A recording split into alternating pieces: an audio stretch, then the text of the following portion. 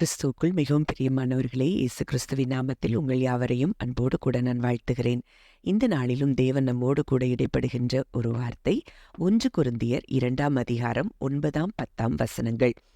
எழுதியிருக்கிறபடி தேவன் தம்மில் அன்பு கூறுகிறவர்களுக்கு ஆயத்தம் பண்ணினவைகளை கண் காணவும் இல்லை, காது கேட்கவும் இல்லை, அவைகள் மனுஷருடைய இருதயத்தில் தோன்றவும் இல்லை. நமக்கோ தேவன் அவைகளை தமது ஆவியினாலே வெளிப்படுத்தினார். அந்த ஆவியானவர் எல்லாவற்றையும் தேவனுடைய ஆழங்களையும் ஆராய்ந்திருக்கிறார். அப்போ இன்றைக்கு தேவன் இந்த வார்த்தையின் மூலம் அவரை நேசிக்கிற பிள்ளைகளுக்கு அவர் ஆயத்தம் பண்ணியிருக்கிறவைகள், அவர் ரெடி பண்ணியிருக்கிற அந்த காரியங்களை மனுஷருடைய இருதயத்துல அது தோன்றவே இல்லையா, மனுஷருடைய கண்கள் அதை பார்க்க முடியலையா, மனுஷருடைய காதுகள் அதை கேட்க முடியலையா, ஆவியினால் நிரப்பப்பட்ட மனுஷன் மாத்திரம்தான் அதை ஆராய்ந்து அறிந்து கொள்ள முடியுமா. அப்போ இது ஆங்கிலத்தில் இப்படியாய் சொல்லப்பட்டிருக்கிறது, God's plans are blessings for those who love him are beyond imagination and human understanding. மனிதனுடைய புரிந்து கொள்ளுதலுக்கும் அவனுடைய கற்பனைக்கும் எட்டாதவைகளை தான் தேவன் அவருடைய பிள்ளைகளுக்காக அவர் ஆயத்தப்படுத்தி வைத்திருக்கிறாராம். எவ்வளவு ஒரு நல்ல தகப்பன் நமக்கு இருக்கிறார். மேலும் ஏசாயா 64:4 பார்க்கிறோம், தேவனே உமக்கு காத்திருக்கிறவர்களுக்கு நீர் செய்பவைகளை நீரே அல்லாமல் உலக தோற்றம் முதற்கொண்டு ஒருவரும் கேட்டதும் இல்லை, செவியால் உணர்ந்ததும் இல்லை, அவைகளை கண்டதும் இல்லை. அப்போ அவருக்கு காத்திருக்கிற பிள்ளைகளுக்கு அவர் செய்ய போகிற காரியங்களை யாருமே கேட்டதில்லையா, யாருமே கண்டதில்லையா. அப்படிப்பட்ட காரியங்களை தான் தேவன் தம்முடைய பிள்ளைகளுக்கு செய்கிறார் அப்படிங்கிறத இந்த வார்த்தைகளின் மூலம் நாம் தெளிவாய் அறிந்து கொள்ளலாம். அப்போ இன்றைக்கு அப்படிப்பட்ட காரியங்களைத்தான் தேவன் செய்திருக்கிறாரா அப்படின்னு சொல்லி நம்ம வேதத்துல கூட பார்த்தோம்னா எத்தனையோ காரியங்கள் தேவ மனிதர்களுக்கு அப்படிப்பட்ட காரியங்களை தேவன் செய்திருக்கிறதை நம்ம பார்க்கலாம்.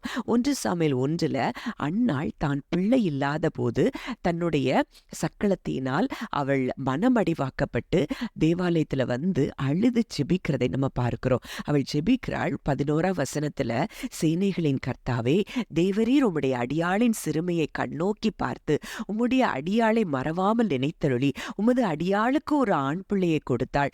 அவன் உயிரோடு இருக்கும் நாளும் நான் அவனை கர்த்தருக்கு ஒப்பு கொடுப்பேன், அவன் தலையின் மேல் சவரகன் கத்தி படுவதில்லை அப்படின்னு சொல்லி ஒரு பொருத்தனை பண்ணி அவள் ஜெபிக்கிறாள். அப்போ அன்னாள் தன் இருதயத்துல அங்க ஆண்டவர் கூட பேசுகிறாள். இருதயத்தை திறந்து அவரோடு கூட பேசுகிற அந்த வேளையில ஏலி என்ன நினைத்து கொள்கிறான், அவள் குடித்து வெறித்திருக்கிறாள் அப்படின்னு நினைச்சிட்டு அங்க அவள் பேசும்போது அந்த கான்வர்சேஷன்ல ஏலி சொல்லுகிறார், உம்முடைய அடியாளை பேலியாளின் மகளாக எண்ணாதேயும் அன்னாள் சொன்னப்போ அங்க ஏலி அதுக்கப்புறம் திரும்ப ஒரு ரிப்ளை கொடுக்கிறார்.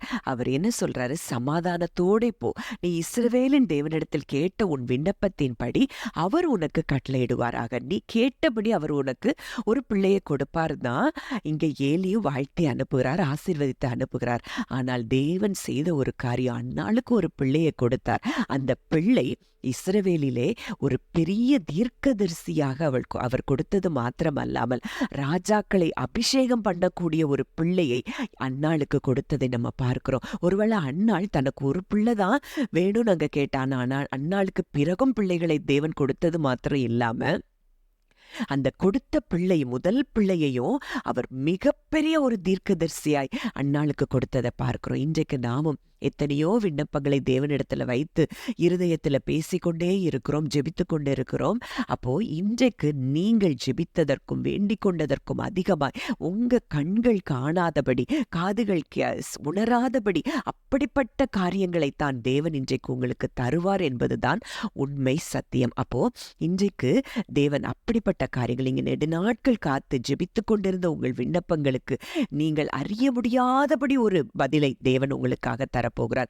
1 சாமுவேல் 3:20 பார்க்கிறோம், சாமுவேல் கர்த்தருடைய தீர்க்கதரிசிதான் என்று தான் முதல் பெயர்செபா மட்டுமுள்ள சகல இஸ்ரவேலுக்குள்ளும் அது விளங்கிட்டா. அப்போ அன்னாள் ஒரு பிள்ளைய மாத்திரம்தான் அங்க கேட்டா தன்னுடைய நிந்தை நீங்கும்படி. ஆனால் தேவன் அவளுக்கு கொடுத்ததோ மிகப்பெரிய ஒரு தீர்க்கதரிசியை, ராஜாக்களை அபிஷேகம் பண்ணக்கூடிய ஒரு தீர்க்கதரிசியை தேவன் அவளுக்கு கொடுத்திருப்பார் என்றால் இன்றைக்கு உங்கள் விண்ணப்பங்கள் நீங்கள் வேண்டிக் கொண்டதற்கும் அதிகமாய் இன்றைக்கு அவர் உங்களுக்கு செய்வார் என்பதுதான் சத்தியம்.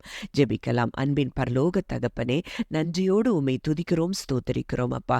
இந்த நாளிலும் கூட நீர் எங்களோடு இடைப்பட்ட வார்த்தையின்படி அப்பா, நீர் உம்மில் அன்பு கூறுகிறவர்களுக்கு ஆயத்தம் பண்ணினவைகள் மனுஷருடைய இருதயத்தில் அது தோன்றக்கூட முடியாதபடி அப்படிப்பட்ட காரியங்களை உம்முடைய பிள்ளைகளுக்காக நீர் ரெடி பண்ணி வைத்திருக்கிறீர், ஆயத்தப்படுத்தி வைத்திருக்கிறீர் அப்பா.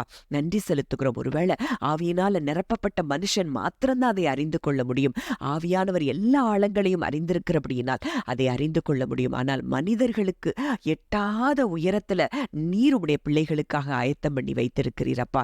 அப்படிப்பட்ட காரியங்களை இதை கேட்கிற இன்றைக்கு ஒவ்வொரு பிள்ளைகளுடைய வாழ்க்கையிலும் நீர் செய்வீர் என்பதை நாங்கள் விசுவாசித்து உமக்கு நன்றி செலுத்துகிறோம். இப்படிப்பட்ட காரியங்கள் அப்பா, உம்மிடத்தில் உண்மையாய் ஜெபிக்கிற, உண்மையாய் நேசித்து உம்மில் அன்பு கூறுகிற ஒவ்வொரு பிள்ளைகளுக்கும் அப்படிப்பட்ட காரியங்களை நீர் செய்து ஆசீர்வதிக்கிற கிருபைக்காய் நன்றி செலுத்துகிறோம். இயேசுவின் மூலம் கேட்கிறோம் ஜீவனுள்ள நல்ல பிதாவே, ஆமேன்.